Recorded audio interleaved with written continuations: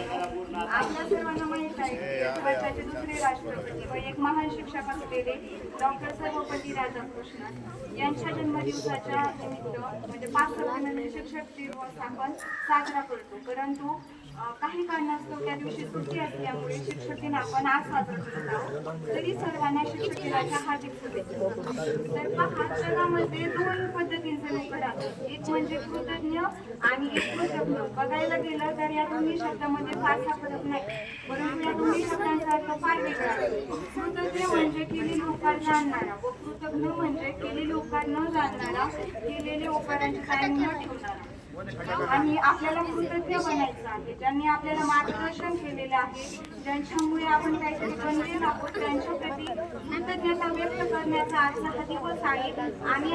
आणि आपण कृतज्ञ असलोच पाहिजे. आणि प्रश्न असा निर्माण होतो की शिक्षक म्हणजे फक्त कॉलेजमध्ये शिकवतात, शाळेमध्ये शिकवतात किंवा क्लासेसमध्ये शिकवतात, तर याचं उत्तर आहे नाही. आपल्याला ज्याच्याकडून शिकायला भेटतं ते सर्व शिक्षक. मानव हा मरेपर्यंत विद्यार्थी असतो आणि तो त्याच्या प्रवासात ज्याच्याकडून काहीतरी शिकतो तो त्याच्यासाठी शिक्षक असतो. आणि वेदांवरती उल्लेख केलेला आहे की जेव्हा कुठलंही बालक जन्माला येतो तेव्हा त्याची पहिली शिक्षिका त्याची आई असते, जी त्याच्यावर संस्काराचं सिंचन करते.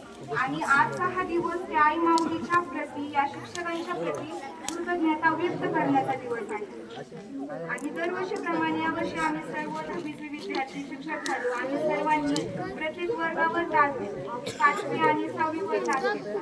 ते खूप लहान लहान आहे तरी त्यांनी आम्हाला समजून घेतलं. तुम्ही सर्व शिक्षक असं आम्हाला समजून घेता, चांगल्या प्रकारे शिकवतात, त्याप्रमाणे त्यांना समजून घेण्याचा, शिकवण्याचा प्रयत्न केला. पण खरंच आज मला समजलं की शिक्षक होणं किती अवघड आहे. आणि त्यापेक्षाही अवघड म्हणजे मुलांना समजून घेणं, मुलांच्या भावना जाणणं, त्यांना प्रभावीपणे शिकवणं. शिक्षकांनी देखील त्यांच्या भावना समजून घेतल्या तर विद्यार्थ्यांचा शिकण्याचा आत्मविश्वास वाढतो, ते शिकण्याच्या प्रक्रियेत अधिक सहभागी होतात. आणि मला अभिमान वाटतो की तुम्ही सर्व शिक्षक आम्हाला समजून घेता, आमच्या भावना समजून घेता व त्याप्रमाणे आम्हाला शिकवता.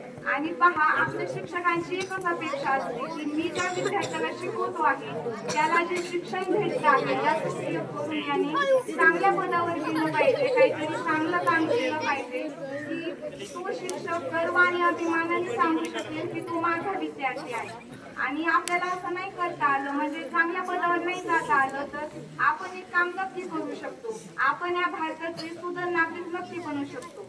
आणि आपल्याला तसंच की आपल्याला एकलव्यासारखं शिक्षकांना आठ उठून द्यायचं नाहीये गुरुदक्षिणा म्हणून. आपल्याला अर्जुन बनायचं आहे, अर्जुन देशासाठी लढणारा अर्जुन, धर्मासाठी लढणारा अर्जुन बनायचा आहे.